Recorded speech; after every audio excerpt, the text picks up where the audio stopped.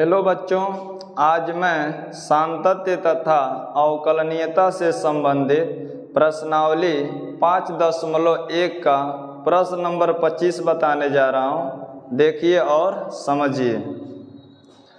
प्रश्न नंबर 25 है, यफ के सततता की जांच कीजिए जहाँ यफ निम्नलिखित प्रकार से परिभाषित है।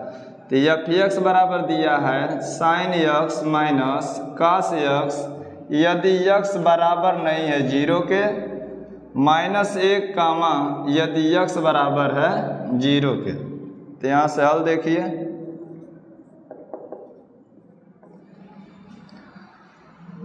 सबसे पहले हम एक्स बराबर 0 पर जांच करेंगे कि यह सतत है कि असंतत है।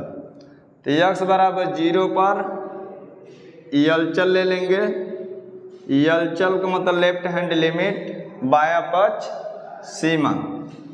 तो एलचल बराबर लिखेंगे लिमिट एक्स टेंस टू 0 पर minus f x, x tends to 0 पर माइनस एफ एक्स। अब ध्यान दीजिए, एक्स टेंस टू 0 पर माइनस का अर्थ ये हुआ कि एक्स का जो मान है 0 से छोटा है।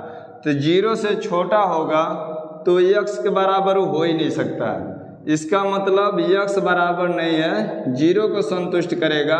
तो इसके बगल वाला फलन को लेकर हल करेंगे।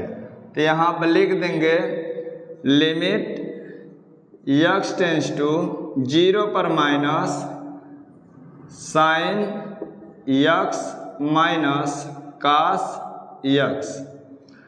अब x का मान हम 0 इसमें रखेंगे तो लिमिट को छोड़ देंगे। तो यहाँ पर लिखेंगे साइन x या पर 0 माइनस कास x या पर 0 रख देंगे।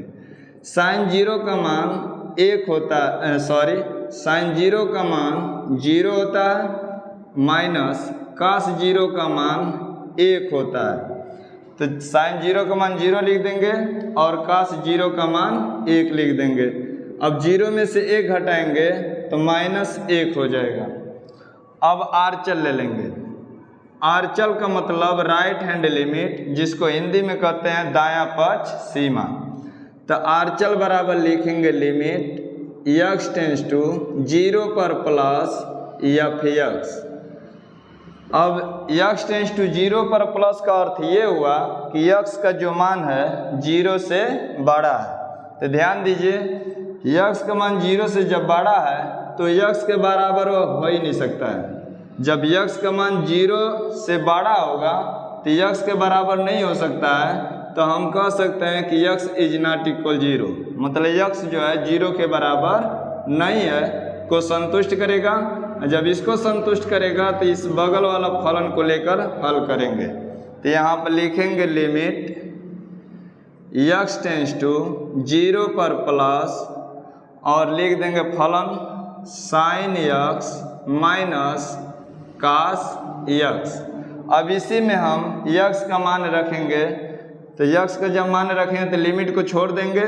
तो लिखेंगे साइन 0 माइनस कास 0।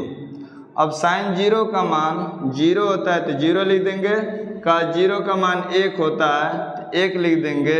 0 में से 1 घटाएंगे तो -1 होगा। जब एलचल और आरचल दोनों मान बराबर है तो हम f0 भी निकाल लेंगे। तो यहाँ से देखिए, f0 बराबर जब करेंगे तो यहाँ पर दिया है x बराबर 0, तो इसके बगल में फलन दिया है -1, तो इसको संतुष्ट करा देंगे। तो लिखेंगे f0 बराबर -1। अब तीनों मान बराबर हो गया तो हम लिख सकते हैं, चूँकि एलचल बराबर आरचल बराबर f0, अतः x बराबर 0 पर संतत है। x बराबर 0 पर संतत है। तो यही आपका आंसर हो गया।